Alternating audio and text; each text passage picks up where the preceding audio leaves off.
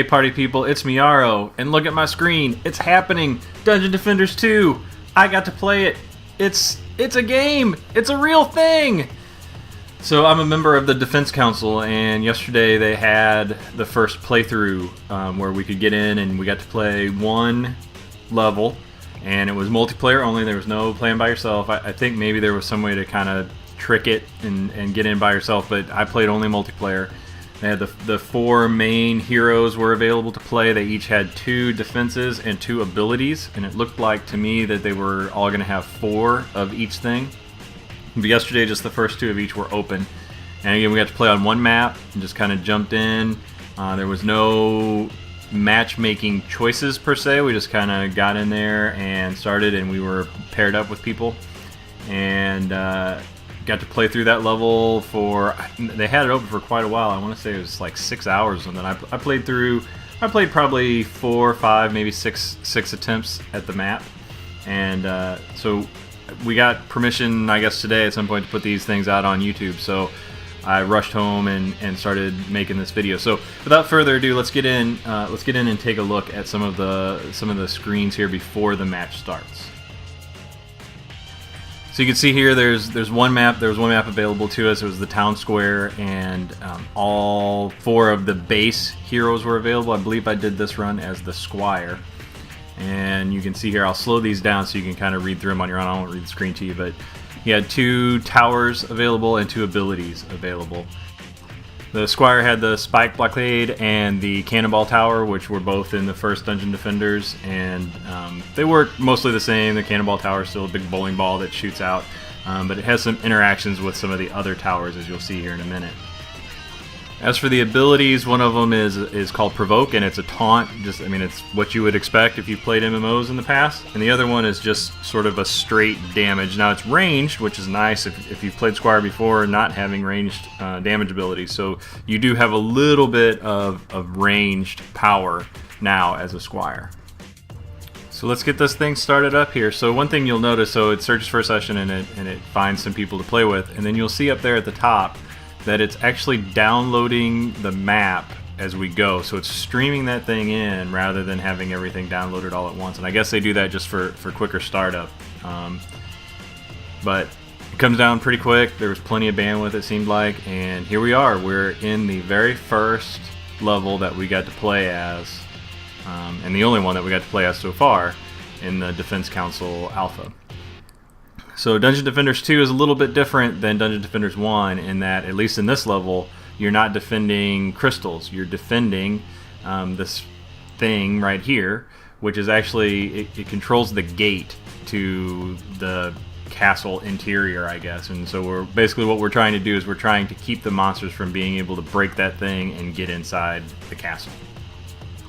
I'll let this play a little bit here, and you can see me just running around. So this is the first time that I've been in a level at all. So I'm just kind of running around, checking out animation. There's some other players back there. There's the gate that we're trying to keep the monsters from getting into. So you can see, everything it looks real clean. The animations are real nice. So one thing that you'll notice is that there are these environmental things around the level where you can run up to them and click them, and in this case, it launches rockets right across the way there into the path. So you can get some enemies walking along there and run up and click that a few times, and it'll launch some rockets at them. So now we'll run up to the first treasure chest. So when it pops open, you'll see there's 2 different mana crystals that pop out of there. There's some green ones and some blue ones. And in Dungeon Defenders 1, the different colors meant different denominations. In this one, they're actually separate resources. One of them is for abilities. It's the blue one. You can see it down there at the bottom. And then the other one is for building towers. So in Dungeon Defenders 1, where a lot of times you felt like you couldn't use your abilities because you needed to use that mana for upgrades or for building more towers or for repairing towers, now you have a separate resource. So you can use your abilities and not worry about neglecting your towers. When I get up here, so you can see right here, this is a kind of a secondary objective. So it's a crystal from Dungeon Defenders 1, and that there's 3 of them in this level, and you need to defend them. But that one, if that one goes down, you don't have, the level's not over. all it does is it opens an additional gate for monsters to come out of to come and get you. So you have to defend it in that you don't want extra monsters to come get you, but it's not, the level is not instantly over if that goes down or if the other one goes down. There's one on the other side of the map there. So now I'm going to run up here and you'll see me kind of just like looking around and swinging wildly. Again, this is the first time that I've seen this map or Dungeon Defenders 2 really at all. So I'm kind of trying to figure out where my choke points are. I have no idea what's coming out of that thing. I don't know how bad they're going to be. And I found a choke point here, and I'm going to lay this defense down, lay a blockade down.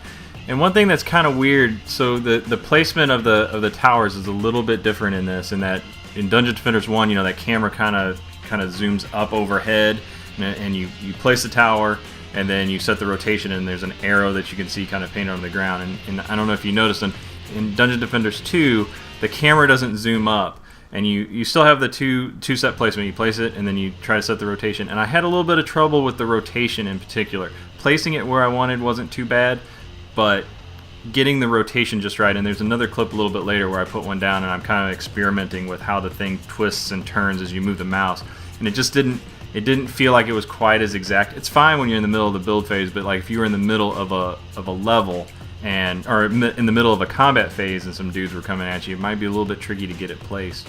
I did think like all the effects on placing those things, and they go down instantly now as soon as you position them where you want them, they just show up. It's not that way during the match, obviously, or during the combat phase, but that's kind of nice. So here's I'm identifying another choke point here, and you'll see. So I think this is the one where I kind of experiment with the rotation. So I'm going to set that guy down there, and now you see like it's moving what I'm looking at while it's also doing the rotation. And it was never something where I couldn't get it positioned exactly like I wanted, but it was harder than it was in Dungeon Defenders 1. So here you see I'm trying to find a place where that blue arc will hit the floor there. Again, this is all just experimentation on my part. Here's the other secondary objective. There's another door down there where if that thing goes down, then more enemies spawn. And that's a spawn area right there. That's what they look like now. There's another environmental thing where that one only goes off once. You can set it off, and a bunch of explosions happen there. You can kind of see where the cable is moving. So this is all of us just trying to figure out who we are, what we're doing, where we're putting things. And you see he's going to drop a tower there behind me. I think that's if you'll put it, I can tell you what it is. That's the Frostbite Tower, so that freezes enemies. And here we go. Looks like we're getting ready to go. There's a Monk Aura down there on the ground. I don't know if you saw that. So here you see they come through. So the little effect there where they walk through the invisible wall is sort of the same thing as that little red circle on the ground in Dungeon Defenders 1. And they come out of there, you can hit them. So there you see the West Lock is under attack. So that's one of the secondary objectives. So I'm going to run up there and see. And in this one in particular, in this map, man, they don't. There was no mercy for us. There were wyverns right at the beginning. So here I am. I'm a squire. I have nothing to do, but I do have that ranged attack. And so I was able to take those guys out. Take that one that was way up there.